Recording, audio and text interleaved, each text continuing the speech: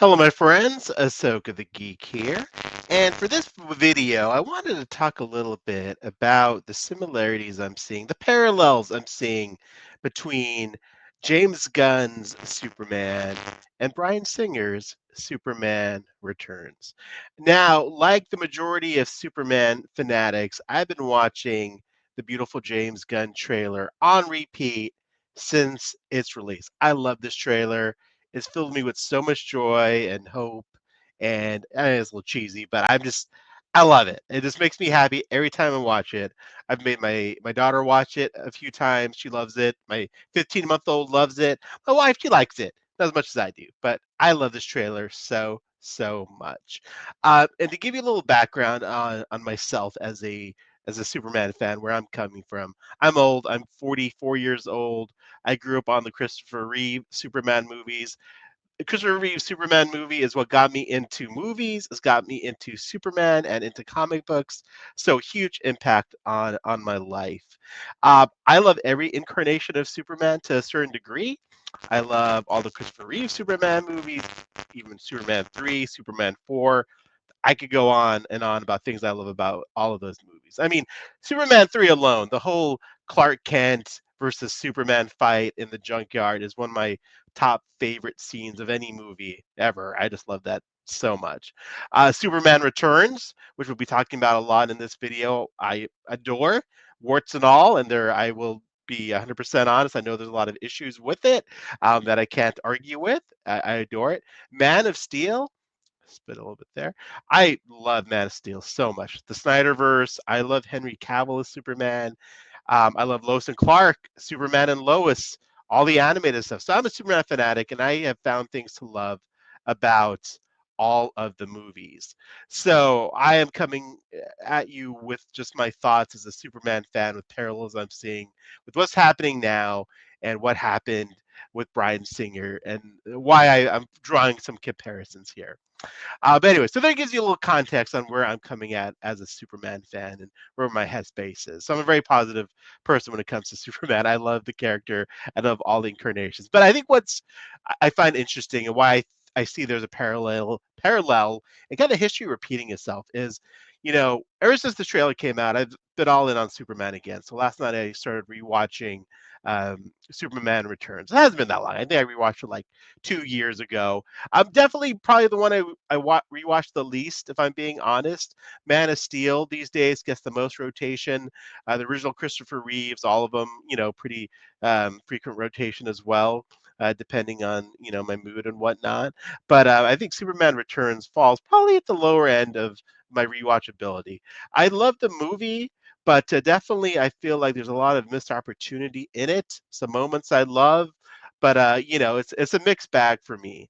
But I think just getting into more of what I feel about the movie a little bit here. I guess the first parallel I'm seeing with what's happening now with James Gunn's Superman and Bryan Singer's Superman Returns is I just brought me all the way back to, and I found this article on Superhero Hype.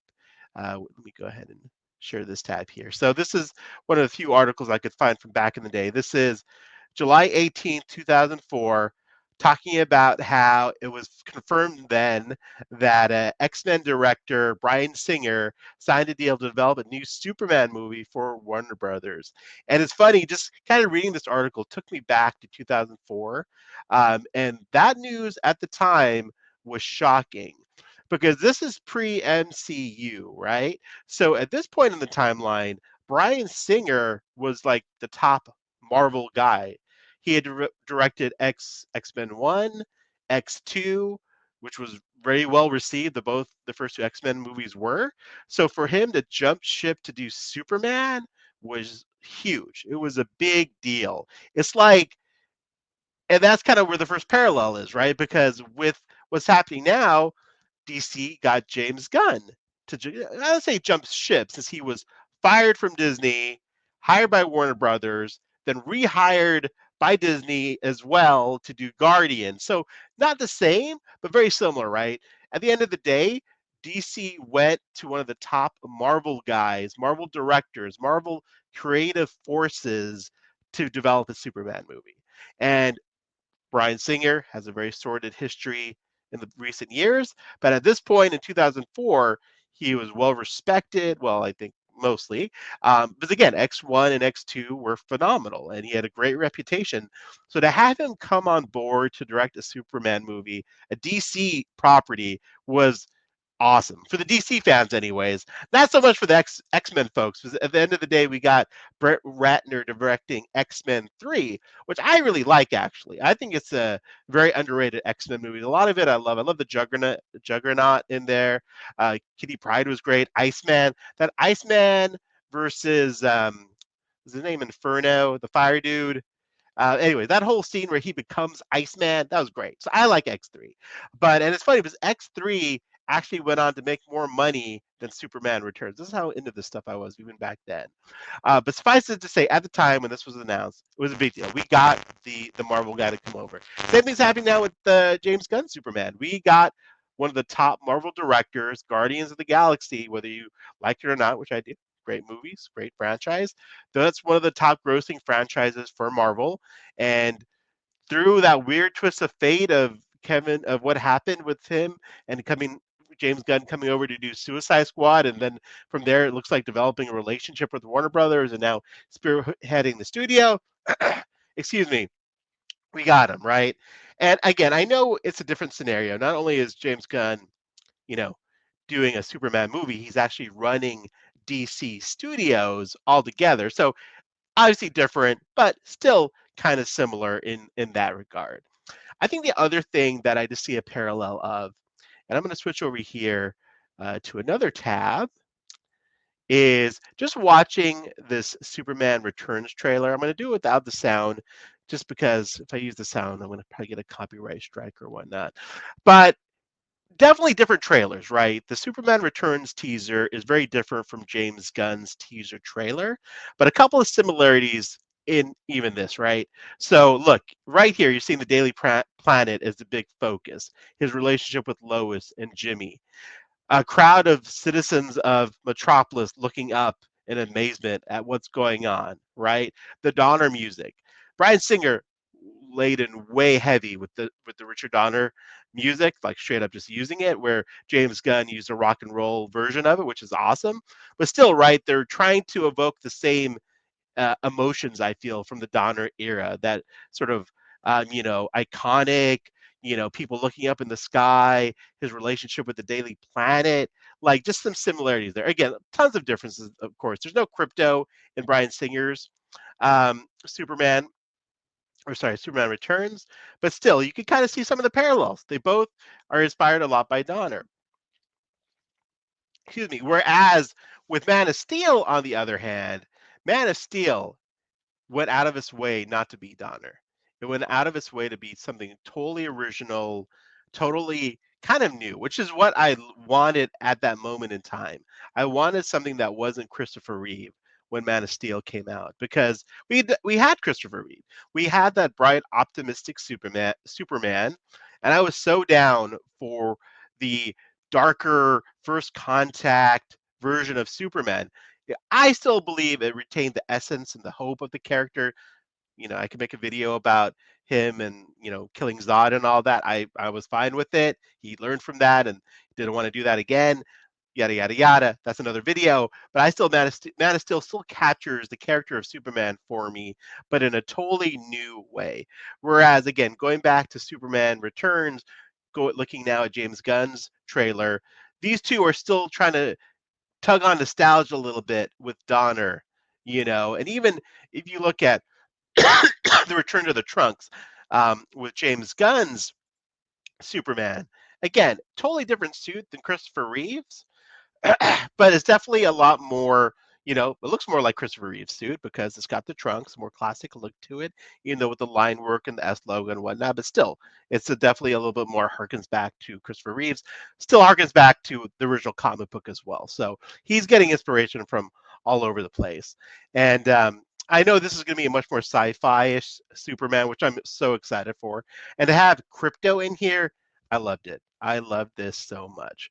But again, just the parallels I'm seeing very superficially, right? With kind of what, Bryan Singer and James Gunn from their trailers, their approach to this Daily Planet heavy, the cast of characters there. So I'm really excited to see how James Gunn pivots, because I think what Bryan Singer did was lean way too much into trying to recreate the Richard Donner experience, and you can't recreate that. That was a different filmmaker, different time. They tried to emulate it a little bit too much, and at the end of the day, it didn't feel like Bryan Singer's Superman, right? Like when he did X-Men, what was so great about X-Men, it was felt original. Even the suits and all that, it felt like an adaptation of the comics. Felt like Bryan Singer's version of X-Men, while his Superman Returns felt like he was trying to do Richard Donner's Superman. And that's why I don't think it clicked. There's a lot of reasons why it didn't click, but those are some of the reasons, right? He just tried to make it too much like a continuation of the Donner films. I mean, straight up, they said it's a sequel to the first two Donner films. So I wish he had tried to do something more original, something more with his vision. At the time, it sounded great. I remember when he had announced his vision using Marlon Brando's footage in it and all that stuff. That was great. And I know I'm toggling between a lot of different topics here, but I think his intent was great. It's just the execution was just it didn't really hit. So again, just seeing the parallels here, I thought it was just kind of amusing, just seeing kind of how Bryan Singer and James Gunn sort of have a little bit similar mindset to the way they're approaching Superman, what they want. I have a lot more confidence though in what I'm seeing from James Gunn as far as creating a more original take on Superman.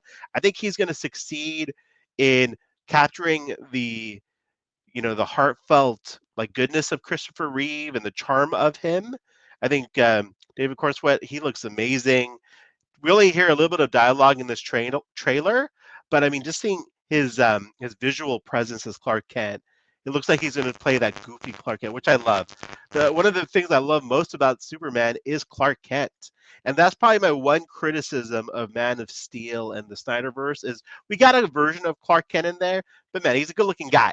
He was not a nerdy, goofy Clark Kent. I like the nerdy, goofy, over-the-top Clark Kent. So I'm very excited to see David Cornsweet's interpretation of this. But I think it's just interesting the parallels all these years later of two famous Marvel directors coming in, creating a Superman movie, trying to recapture that Donner magic, going about it in two different ways, and we're going to find out how successful James Gunn is going to be in July, right? Because man, again, same thing with Bryan Singer. Those trailers were awesome. They were great trailers. If you go back and watch the Superman Returns trailer, all the ones they released, they were pretty amazing. And then the way they evoked the John Williams theme in those trailers was fantastic.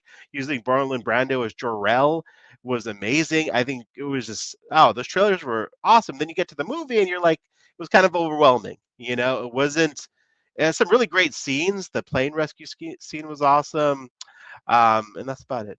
No, no. I mean, the stuff at the end was fine too when he lifts up the Kryptonite island and plummets it into space, and then it sort of just ends. The relationship with Lois was odd. So yeah, it was just funny how the trailers though were leading up to like I remember the time with the headlines, Superman's gonna be the Titanic of superhero movies, like referring to Leonardo DiCaprio's Titanic, but it was not that at all, and it definitely overwhelmed critically and at the box office. So James Gunn, I do have more confidence he's going to be more original, just from I know he's inspired by Donner, but he's also inspired by All-Star Superman, and we can also already see that from the trailer itself. Like you have Crypto, you see Superman robots in there, you have Mr. Terrific, Guy Gardner. Just the whole thing is great. The trailer's got me so excited for this movie. I didn't think I'd be this excited, especially after the teaser trailer was a little overwhelming. The teaser, that first little few moments of footage they showed, but the actual trailer I really love. So yeah, that's about it. So thanks for watching my rambling thoughts on this topic. Let me know if you enjoyed this. Let me know if you have any questions. If you'd like to see more videos like this. But guys, I'm just a yuckle here with a YouTube channel making a dumb video. So please don't take this too seriously. I'm just an enthusiastic Superman fanatic, as you can tell. This is a sweatshirt I picked up at Comic-Con this past summer. It's the DC Rebirth comic artwork. I'm sorry, I'm talking about my sweatshirt now. I'm just going off on all kinds of tangents. But that's about it. Thanks so much for watching this video. I hope you enjoyed it. We'd love to hear your thoughts on all these different topics I went into. But that's about it. Thanks so much and take care.